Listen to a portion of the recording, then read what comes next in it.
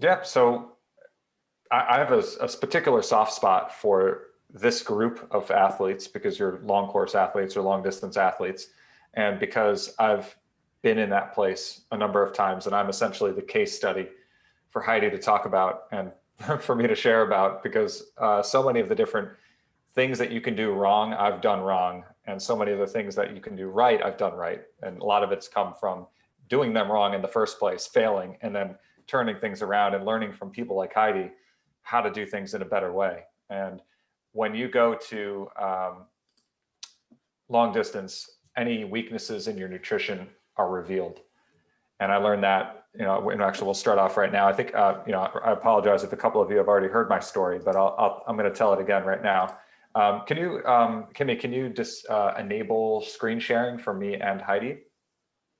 We've got a couple slides and visuals and stuff. So my own story, for those of you who aren't familiar with it, when I moved to long courses, when all of those problems with my nutrition approach came, sort of rose to the surface and really started causing me big performance issues. And I was a shorter course triathlete at first, like many of us, and then built my way up. And I found that I liked the longer distances and I was better at it. And so I moved up to the Ironman distance in 2012. I had done my first triathlon in 2010. And in 2012, I did Ironman Lake Placid, and I had GI problems towards the end of the bike, early run. And then because I had GI problems, mainly sugar overload, stomach cramping, like stomach aches, bloating, I was nauseous, never ended up actually vomiting, but I know that's a problem for a lot of people when they get to long course. And so because of all these GI distress problems, I stopped taking in fuel. And then of course, 45 minutes later, I'm out of glycogen, I'm out of carbohydrates, and I'm doomed. I'm no longer, I basically bonked. I started having tunnel vision, ended up having to walk, slow down dramatically during the race. I realized what was going on, shoved a bunch of calories into my stomach, whatever, pretzels and stuff, just like anything from the aid station, just to try to fix the issue that I knew was happening. And it took a little while, but eventually I was able to resurrect myself and do an okay job of finishing the race. But it was obviously detrimental. And then the next race that I did was Ironman Lake, or the next big race that I did was Ironman Lake Placid the next year. And again, it was like even worse. It was a repeat of the year prior, bonking, GI distress that led to bonking. The next year, same thing, or actually it was the same year at Louisville. Had some relatively minor issues there. And then in Kona, it was just disastrous. I went to 2013, went to Kona there, and nutrition problems just completely wrecked my race. I lost tens of minutes for sure. So then it was in 2014, I said, I've had it, no longer want to experience these nutrition problems. And I reached out to a fellow colleague, essentially, of Heidi's, and I started learning some of the better ways that we can go about nutrition, both in terms of sports nutrition. She recommended that I use UCAN, and also in terms of teaching my body how to utilize my fat stores better. And we'll touch on both of those things in a little while. But the end of my story is that I implemented those things, metabolic efficiency training and UCAN, into my training, learned some of these concepts, and used this new carbohydrate that's in UCAN to my benefit. And I finally was able to completely rid myself of GI distress and bonking issues at Ironman Maryland in 2014, about 3.5 months after I started making these changes to my nutrition approach. So in 2014, I did Ironman Maryland. I ran 20 minutes faster off the bike than I ever had. I was actually able to run well the whole time instead of being held back by nutrition. I ran 3 flat off the bike. I ran a 51-minute PR, 8 hours and 51 minutes, and ended up winning Ironman Maryland. So I was completely floored that this could happen. Actually, I've got an image now that I can share my screen. Can you see that okay? Yep. Is that big enough? Yeah. So that was not me, but an image supposed to be kind of like me experiencing GI distress. And then the image of me crossing the line at Ironman Maryland and having this breakthrough day in large part because of nutrition. And that was the day that I realized how big of an impact a proper nutrition plan can have, especially when you're working at long course or long distance triathlon. So I'm going to pass it over to Heidi now to speak about some of the challenges of long course training, which I've sort of alluded to several of them here, and then also some of the solutions. So go ahead, Heidi. Awesome. Thanks, Matt. Oh, you need to stop. I'm going to unshare. Yeah, here we go. Boom. There we go. Beautiful.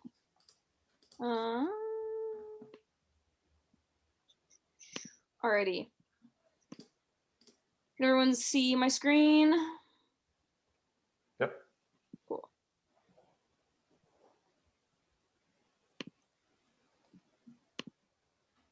Alrighty.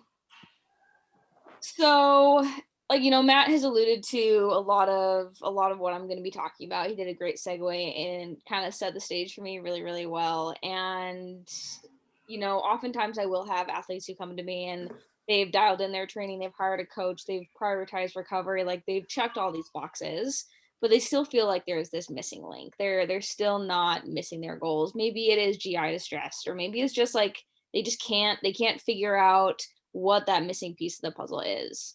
Matt put it really, really well. Nutrition really is the most impactful, but one of the most neglected, if not the most neglected component of most athletes training. We don't really think about nutrition as part of our training regimen, but it's huge. You think about your fuel you're putting in your body just day in, day out, even away from what you're doing before and during and after training. But if you're going to be demanding a lot of your body, especially as you get into longer and longer and longer events, the bigger an impact that fuel is going to have.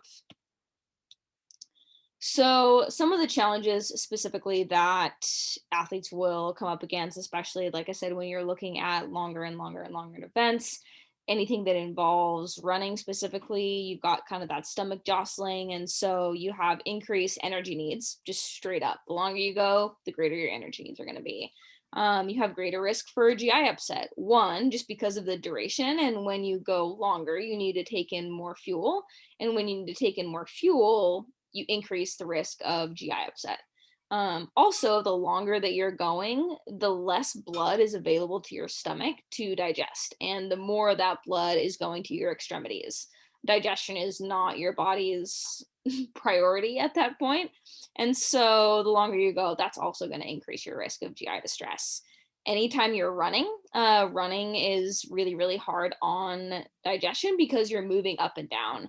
I don't know if any of you have gone from, maybe transition in triathlon from being a cyclist primarily. And most people, you can kind of take in anything on the bike. You don't have that up and down motion, but then you go from riding in the saddle to be needing to run. And all of a sudden, some of those things that maybe you took in on the bike don't feel so great on the run. And so that can be a really big problem.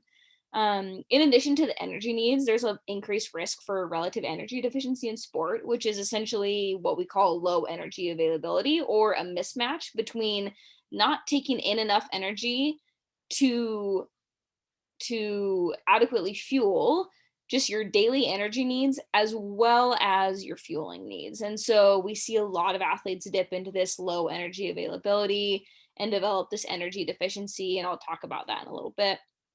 You have increased risk for bonking, hyponatremia, which is taking in too much water alone without adequate electrolytes, and you essentially dilute the sodium in your blood.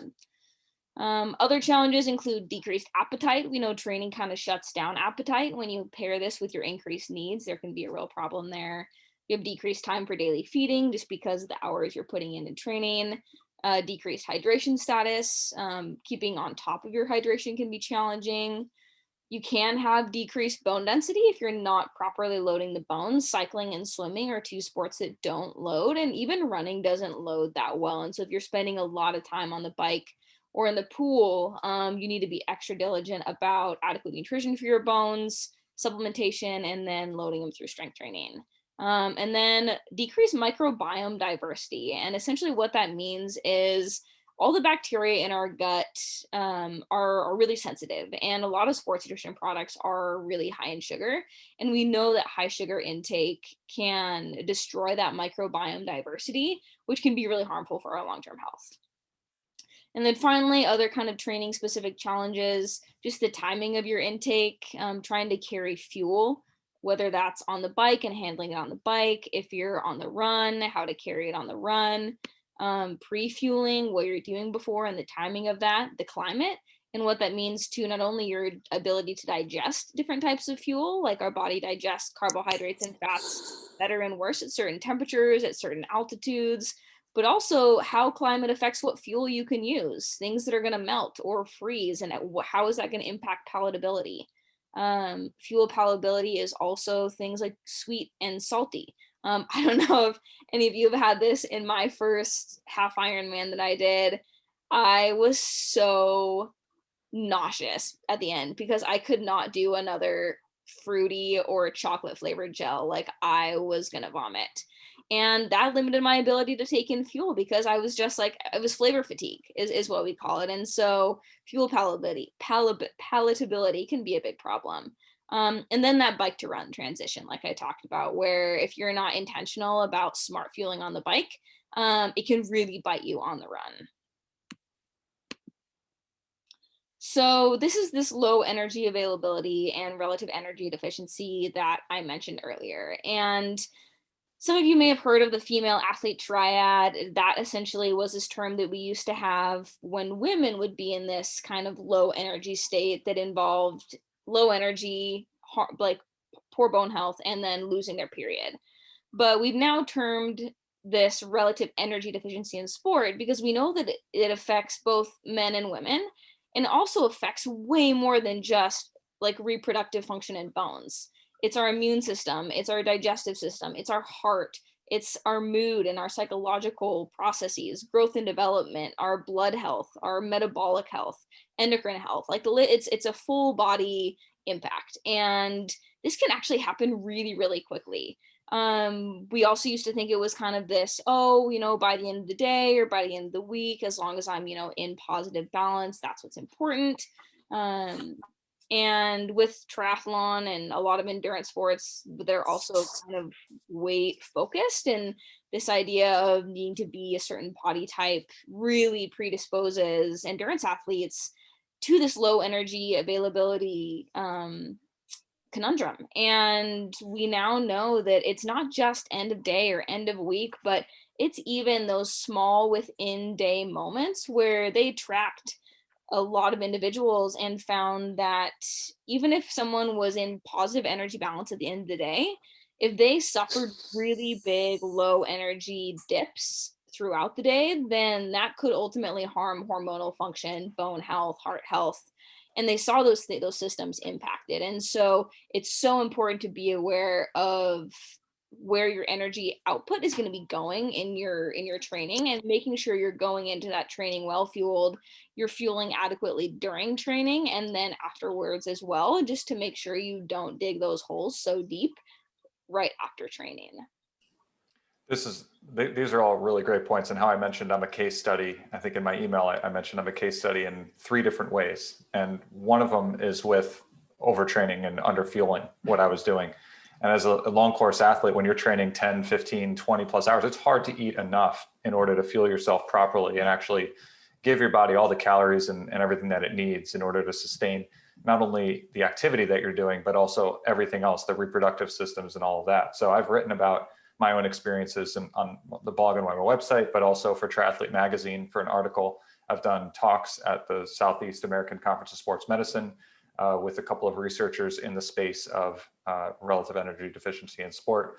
And I've experienced myself that your hormones can be impacted. Like I had very low testosterone, even though I was a 28, 29-year-old male who exercised all the time. I thought I must be healthy. My hormone levels must be great, but you can overdo it. And I inadvertently did it. I was trying to be lean for performance purposes, but I wasn't tracking closely enough how much I was taking in versus how much I was burning. And I ended up digging myself into a hole without even knowing that I was doing it.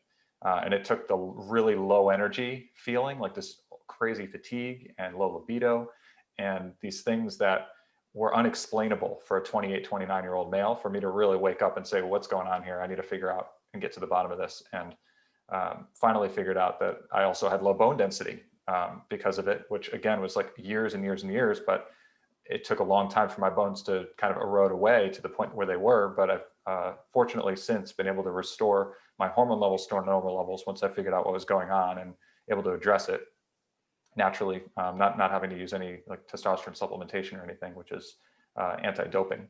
It's against doping policies.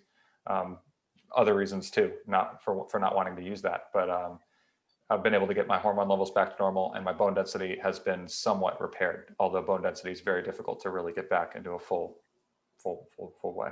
Back to you, Heidi, sorry. Yeah, no, thank you. And I can, I mean, I can speak to that same story as well. I transitioned into the endurance world being a soccer player.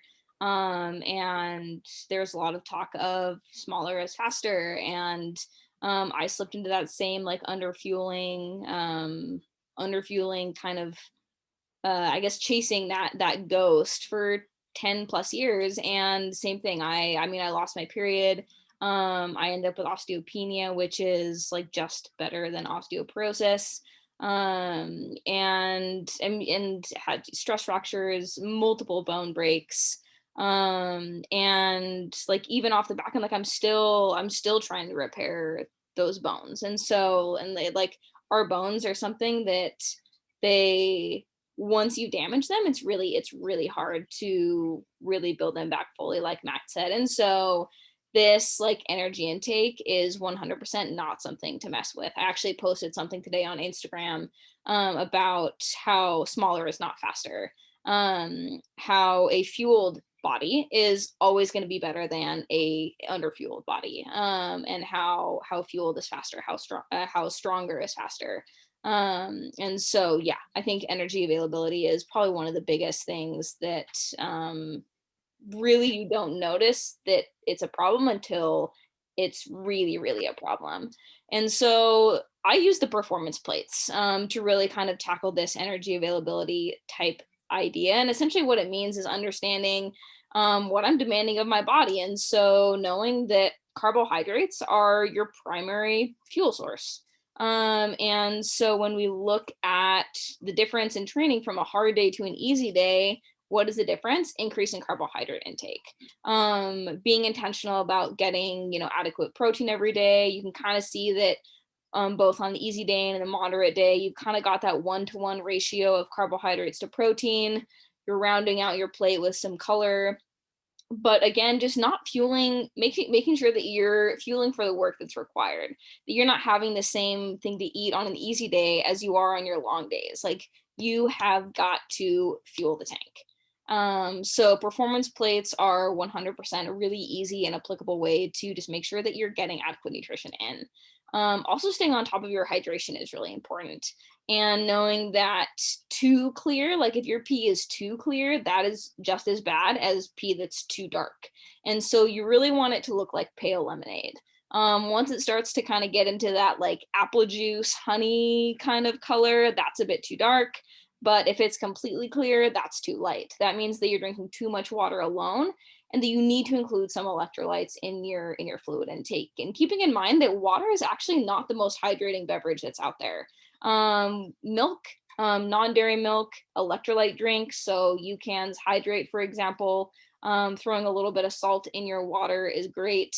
Fruit juices, smoothies, watery fruit and vegetables, so tomatoes, cucumbers, watermelon, grapes, are going to help with that. Coconut water, kombucha, herbal teas, all of those are going to be hydrating. And so being careful to not overhydrate with just water, especially as you increase your training. A lot of that fluid should have some sodium in there, should have a little bit of carb in there, because your body's going to absorb that better. If you drink just water, that's going to pull all the salt in your cells out, and you're just going to pee them out and end up with what we call hyponatremia, which can be really, really dangerous. So some other solutions, one big one is getting help from a professional, someone who is a sports dietitian, looking for that registered sports dietitian, that RD after their name, someone who specializes in athletes like you, whether that's endurance athletes, if you male or female, if you have food sensitivities, or, finding someone who specializes in you, because they're going to serve you better the more they specialize in the type of athlete that you are. So that hands down is one thing that I recommend, whether it's me or someone else, it doesn't matter. Giving yourself adequate time to test your fueling strategies in training that simulates the race. And so I have athletes who be like, no, I tried what I was doing, but then in the race, like it was different. You're stressed in the race, you're anxious in the race, your pace might be a little bit faster in the race. And so not only do you want to give yourself adequate time to test these strategies in training, but some of those trainings need to really simulate what that race day is going to feel like. So that might be the time of day. That could be the climate, whether it's cold or hot or humid or at elevation. Really try and simulate that environment as much as you can. Training the gut also kind of goes in line with that. And what I mean by training the gut is getting your stomach used to exercising with food in it, with fuel in the tank. And so that's going to be, sometimes eating a little bit closer to your training session, to get your stomach used to a little bit of that discomfort. That is going to be making sure that you're doing your training sessions adequately fueled, and that your stomach again is used to having to digest and exercise at the same time to help it understand how to extract those nutrients while still moving, cycling, running, whatever it might be. Knowing the ingredients in your products, and this is a big one, especially for women, but for men as well. And when I say ingredients, I'm primarily talking about carbohydrate sources. And so this is one of the reasons why UCAN is so unique. We have a variety of different types of carbohydrate sources, and fructose is a primary one that you find in a lot of sports nutrition products, primarily gels. Gels are oftentimes fructose based. And then some chews will be, some sports drinks will be fructose based. But generally fructose can be really, really hard to digest. Of all those types of sugars, it's the hardest. And for women specifically, our ability to digest fructose is 50% that of men. And so men can absorb 60% of the fructose that they ingest. Women can only absorb 30%. And so if any of you have had that, gut rot at the second, third, fourth gel, that's a big reason why. Gels are also just a really condensed form of carbohydrate. I was talking earlier about it being kind of a fire hose, where it's this giant shot of carbohydrate in one fell swoop, and it's a lot for your gut to try and handle. Whereas something like, sipping on UCAN or having a bar, or doing blocks or like bites of real food, it's that slow, steady drip, which is a lot more manageable for your gut.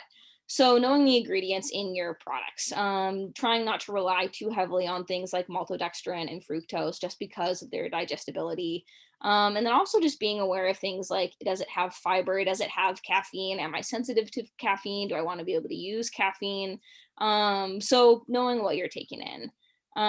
Being Heidi, yeah. Heidi, sorry to interrupt. On the point you just made about knowing what you're taking at, like maltodextrin, fructose, on the run, you can't carry big things of UCAN with you.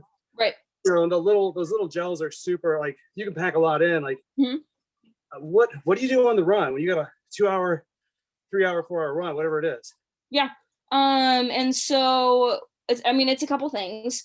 One, you can like concentrate UCAN in a bottle, is an option if you're going to be carrying like a handheld water bottle. That's definitely an option. You can do UCAN gels. I do like blocks, because blocks are, pretty compact as well, but instead of doing just one giant shot that ends up sitting in your gut, you can control the flow rate of blocks, if you will. So if you're putting a block in, you're chewing it, your mouth is doing some of the digestion, then it's getting into your stomach. So blocks can be a little bit better in terms of gels. They're still really simple. They go down really easily. And especially if you've been fueling with more like real food or UCAN earlier in the race, when you get to the run, your stomach won't have kind of overloaded on those simple sugars. Your flavor fatigue won't have set in because you've been using, UCAN or peanut butter sandwiches or whatever it might be. And then getting to the run where you just want things that are easy and simple and fast, blocks can be great. And some people do great with gels. It's just something that I do let people know that they can be hard. And again, that's where, know yourself. And if you're someone who's prone to digestive issues on a run, maybe kind of explore other options. Is one gel gonna like be the, end? Probably not. But it shouldn't be that primary fuel source. Does that make sense? It's, yes, sorry, I'm trying to No do worries. two things at once. No worries. Yeah, And I can piggyback on that. The portability thing is an issue for me. Like I hate carrying things when I'm running, and I think that's kind of what the crux of your question came from. I just don't like to carry things in my hands when I'm running. I don't like fuel belts or vests or handheld bottles even. So I'll take a UCAN. I'll make a concentrated version of UCAN in a really small bottle, like one of those little 5-ounce gel flask bottles. Tuck it into my tri-kit or in my shorts, and I won't even know it's there because it's such a small little bottle with not a lot of fluid. Once that's gone, then I switch over to what's on course for the last second half of, if it's an Ironman, the second half of the Ironman marathon, or if it's for a half Ironman, the second half of the 70.3 half marathon run leg. And I'll take at that point, as Heidi was mentioning, which is a great point too, is that because you've been taking things like UCAN or maybe some real foods beforehand, that palate fatigue, that sugar overload isn't happening. And so to me, having a gel like halfway through the run, most people are ready to vomit when they touch a gel halfway through the run. For me at that point, because I've been having the UCAN and the real food or whatever, I get to that point and I'm perfectly fine taking down a gel at that point. I'm just like, I'm enjoying it at that point because it's something sugary and something different. And it's, maybe it's caffeinated. I'll have Coke or Red Bull at that point. And, 6 miles or 10 miles to the finish line, it's kind of a nice little jolt of caffeine and sugar. So yeah, it works out really well. So when you say concentrated, you mean the superstarch, right? Just like the orange energy drink, that's what you're concentrating for UCAN, right? Yeah, you can mix it at like 3 ounces of water with 1 serving of UCAN. You probably normally mix 1 serving in somewhere between 6 and 10 or maybe even 12 ounces of water. Like for me, normally I do a bike bottle and it'll have 2 servings in it. So it's like 1 serving per 10-ish, 11 ounces of water. But for this concentrated version that we're talking about, for this sort of UCAN gel, mix it in about 3 ounces of water, and it's really thick and pasty. It's almost like a gel, right? And then you can really carry it very easily. Yeah. With that, it's also knowing that UCAN in that form is not your hydration, and so you need to hydrate on top of that. But yeah, that's a great option, and that kind of segues us into the fuel variety. And again, flavor fatigue is a really real thing. And so that is where, having a combination of sweet and salty, I always have my athletes have both on them for races. Because like I said, you get tired of sweet. If your drinks are sweet and you're having like gels or blocks and those are sweet, it's flavor fatigue, and then that's going to inhibit you from getting fuel at the end of the race, and you're going to bonk. You're going to puke, you're going to do both. It's going to suck. And so having a combination of sweet and salty options, some like simple carbs, and some kind of combination of protein and fat, especially as you get into longer events, really anything over 3 hours, you're really needing a small amount of protein in that fuel to help prevent that muscle protein breakdown. Having some liquid and some solid, some real food and some sports nutrition products. So again, having that variety. And like we've talked about, if you can fuel the first, 75% of your race pre-race, T1 on the bike, T2, if that can be real food, if that can be UCAN, and then you get to the run and you want things that are simple and really concentrated, then that's where having a gel or some blocks or Coke or whatever it is that they have on course, that's going to be fine. You're not going to have the flavor fatigue or the digestive issues because you haven't been relying on that the whole race. And then be climate conscious. I am very environmentally savvy, and I wrote that and I was like, they're going to think I mean that, and that would be great, but what I really mean is temperature. And that could be things that are chocolate. If it's hot, you don't want chocolate fuel. If it's cold, you want to make sure whatever you're taking in isn't going to freeze and break your teeth if you try and eat it. Just being aware of, is this actually going to hold up in the environment that I'm competing in? These are just some ways that I like to use UCAN. So I make some pancakes with it that are super easy, really, really quick. I just throw UCAN, oats, banana, eggs in a blender, blend it up, make pancakes, bam, done. I'll take those on the bike with me. They're breakfast, they're a snack. I make UCAN Jello.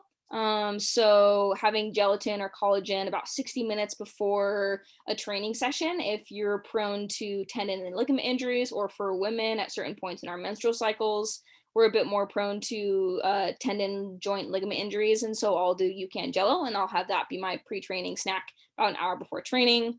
I love a UCAN bar with my coffee. I throw the UCAN protein in smoothies, hydrate. And so just kind of showing you again, kind of the different functionalities of UCAN throughout the day. And start tracking. This is one of the most important things that any athlete can do. And this is a little nutrition report card. And that could be your inventory of what you had, hour 1, 2, 3, 4, 5, whatever it is, however long you're out there. Keep track of the fluid that you took in, the calories that you took in, the sodium that you took in, and then give it a score. What worked well, what worked didn't, but keeping track of what works for you and what doesn't. And that goes for your daily well-being and daily intake as well. I have a lot of my athletes draw your energy levels over the day. Do you spike right after breakfast, and then are you just like tanking until you go to bed? Do you have energy for training, for competition? Do you get a source of protein and kind of slow, high fiber carbs with most of your feedings? Do you recover well? These are questions to ask yourself. And Matt, I think that segues to you. Well, Heidi, real quick, Yeah. sorry. It seems like I love the idea, like those Jellos and stuff like that. Those you could put in a bag and take on your run. Yeah. Right. Chewing on that. That seems like a great way to. Yeah, and I've done it. You do need to. When I've done that, I've made them with a less fluid than I do for otherwise. But yeah, definitely something you can make your own Jellos and easily throw those like in a bag on the bike or on the run. They go down really well.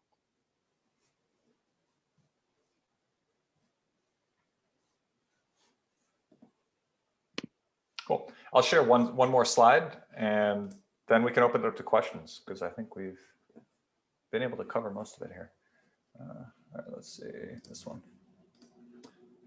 So as Heidi was mentioning, how the different fuel sources, and the thing that I'm going to draw your attention to is in the bottom right-hand corner here, this little blue table.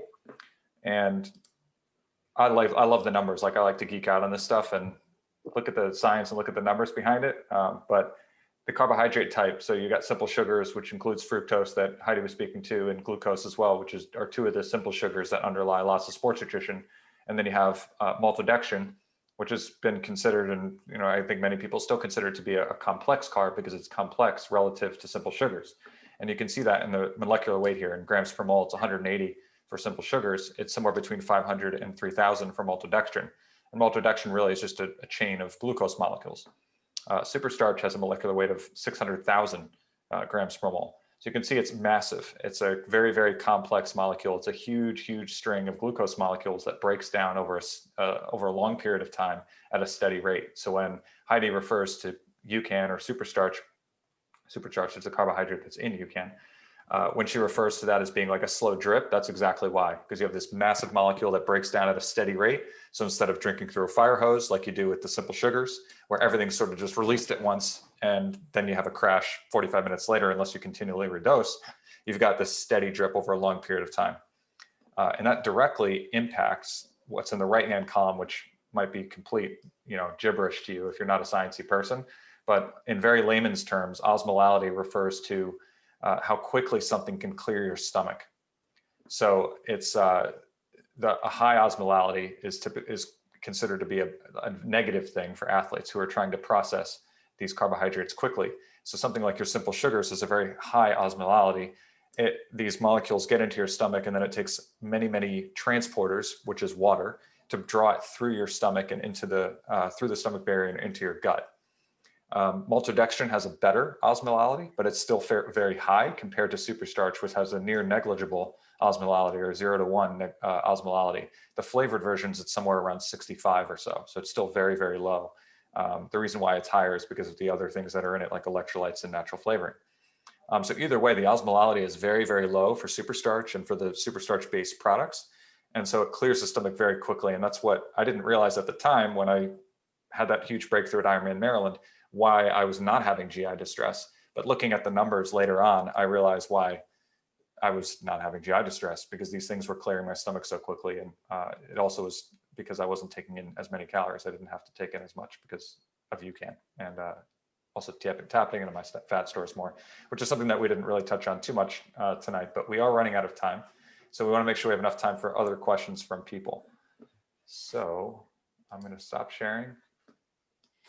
We'll open up the floor to anybody who has questions. And then in about 6 or 7 minutes, we'll start to wrap things up. I'm going to raffle off a couple of gift certificates for UCAN or gift cards for UCAN, and give you a heads up on the Try Summit, which is an event coming up soon that you guys should all be aware of. So questions? So I've got a question. I've got loads of them. So you ran the entire the Maryland race. You ran up until like halfway through your run. You ran that just on UCAN, or were you? This is the first part of my question. Or were you taking other things as you went too? Yeah, good question. I've done it both ways, where I've used, so at Kona 2015, I used UCAN the entirety of the race. I actually didn't switch over at all in the second half of my race to anything sugary or anything. I had pure UCAN. At Ironman Maryland, I had a combination of UCAN and gels. I had only been using UCAN for 3 or 4 months, and I didn't trust UCAN at the time because I still hadn't used it in a race. So I had a combination of my crutch, which were gels, and UCAN. So during the run, I relied mainly on gels. I had 2 gels, 2 goos, actually 1.5 goos during the marathon, and I had UCAN shortly before I got off the bike. So were you finding with the UCAN that you were having to just take it a lot more than the gels because it was much slower, or how did that work? Like, how often did you dose it yourself? I guess. Yeah. That's my question. So with UCAN, most of the time you only have to take in fewer calories, about half the number of calories that you would with gels. Because the energy is just, we were talking sort of before the event started with Heidi and kind of describing why. There's some theories. There's still a lot that we don't know about superstarch because it was only discovered in 2008. So there's still these studies being done on it, and we're still learning more and more. But what we believe is going on is that there's this very, very long lasting molecule, right? This complex molecule that's breaking down at, say, a more efficient rate. So instead of just this fire hose and then it's gone and you have a crash because your body's released insulin and sucked all the sugar out of your bloodstream, instead insulin levels remain nearly muted. Blood sugar remains far more stable. So you're getting a much more consistent and stable delivery of the energy over time. So that's one reason why we think this helps with not having to have to take in as much and still feeling optimally fueled. And then the other thing is that fat oxidation rates are higher when you take superstarch relative to things like maltodextrin, and that's been shown in several studies. So to directly answer your question, on the bike during an Ironman, the way that I recommend somebody fuel their Ironman would be to have, I have 2 bottles of UCAN energy on the bike, and they're both concentrated with 4 to 5 servings in each one. I have 1.5-ish servings per hour. That tends to work for me. Everybody's different, so you might only need 1, you might need 2, you know, somewhere in between is typically where people fall. I have about 1.5 servings of UCAN energy while I'm on the bike, throughout the bike. And then when I'm getting off the bike, then I don't have to have as much on the run because I've sort of front loaded my race by having a good amount on the bike. And then on the run, I have UCAN, a gel early on, a UCAN energy concentrated mix early on in a gel flask. And then in the second half, I switch over to things like Coke and Red Bull and gels, sugary gels. And I would think that if you're getting close to bonking, let's say you're not taking in enough, UCAN isn't going to pull you out of it. You want like Roctane or something with like loads of sugar to pop right in, right? Yeah, great observation. It's going to react much faster. Those like fast acting carbs, a lot of them say that. It is faster acting. It's going to get into your system faster. It's going to help resurrect you faster, maybe more like 15-ish minutes, whereas UCAN, it would maybe take like 25 minutes for you to sort of be resurrected. Yeah, that's a good conclusion you came to. The one thing I want to point out with the bonking though is if you do feel like you're bonking, no, UCAN wouldn't necessarily pull you out right away. But if you then go whatever Roctane, you know, if you're throwing a gel back, you're gonna have that boop boop, and you're gonna have that bonk again. And so that's where you want to get like something simple in fast, but still continue with UCAN or something that's slower. If you're going real food, whether that is like a peanut butter sandwich or something like that. So you want to get that quick sugar in to lift you up, but then you need to lay like a better foundation and a base kind of underneath it. Otherwise you're just going to tank again. And so kind of seeing it as like that layering, I guess. That's a good point. And hopefully you'll never bonk anyway. You'll have dialed it in during your training, especially if you're working with somebody like Heidi. You're going to dial it in during those race simulation days, and you'll never get to the point where you actually have to resurrect yourself. Heidi, by the way, I mean, because this was, we were sort of rushed at the beginning because of the time confusion, I sort of skipped intros, but Heidi is a tremendous registered dietitian, registered sports dietitian. She specializes particularly with female athletes with the low energy availability, red S that we were talking about before, and really just with endurance athletes in general, because she's an endurance athlete herself. She totally gets it, and she's fantastic. Somebody that we've worked with and I've worked with now for years. Obviously a wealth of knowledge. You've already seen her talk, and she could talk for days on all this stuff, and wealth of knowledge. Nobody wants to hear me talk for days on it. Take maybe one or two more questions before we wrap things up for the evening.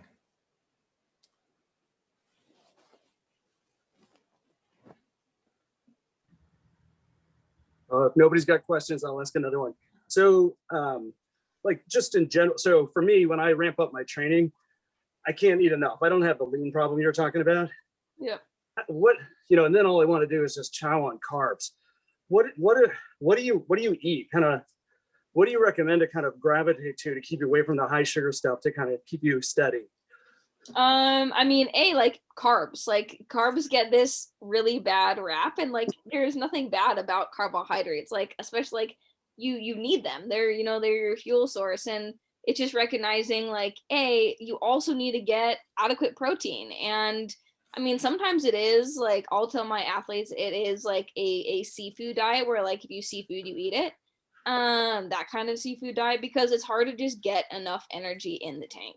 But at the same time, if you can look at those performance plates that I was looking at and just focus on getting a really solid hit of like a combination of quicker carbohydrates from fruits, whether it's whatever sweet thing that you like, having some faster acting carbohydrates, but then again, it's laying that foundation and that base of high fiber, slow carbohydrates. So you're looking at like quinoa, wild rice, a lot of vegetables are going to be, slower digesting, things that are high in fiber, getting adequate fat in all your meals, getting adequate protein, because it's the fat and the protein that are going to really help to keep your energy levels stable. They're going to slow down how fast your body plows through that carbohydrate. And so if you can always pair your meals with kind of thinking about a 1-to-1 to a 2-to-1 ratio of carbohydrates to protein in those really high training days, then that protein is going to help give you a little bit more satiety. And for athletes who have a sweet tooth, I always say like, whether it's like after a long ride, that's a great time to indulge in some of your favorite sweets, because your body needs a hit of carbohydrate to help bring in any like protein that you're going to be taking in. And so if you're going to have a big brunch, have French toast or donut or whatever with your solid protein hit of like eggs, or if you're going to make a smoothie with UCAN and have a bunch of fruit in there and maybe some oats, and have like a pastry on the side or like a brownie, like again, those simple sugars aren't bad in themselves by any means, because you do need to fuel the tank. It is just making sure that you're getting kind of the slow carbohydrates as well, the protein as well, the fats as well, and so making sure that your kind of plate is just balanced out.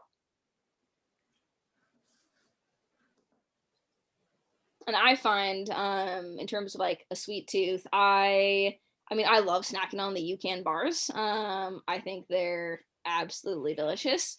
And I would say the new bars are texture wise are kind of a step above the texture of the old bars. I still like the old ones, but yeah, they're kind of they just give you more bang for your buck in terms of energy stability, which I really like. So I have them in my car, I have them in my backpack, I have them in my I have them in my desk. Yep. I have them now in my hand because I took them out of my desk. So yeah, so those are definitely a go-to as well.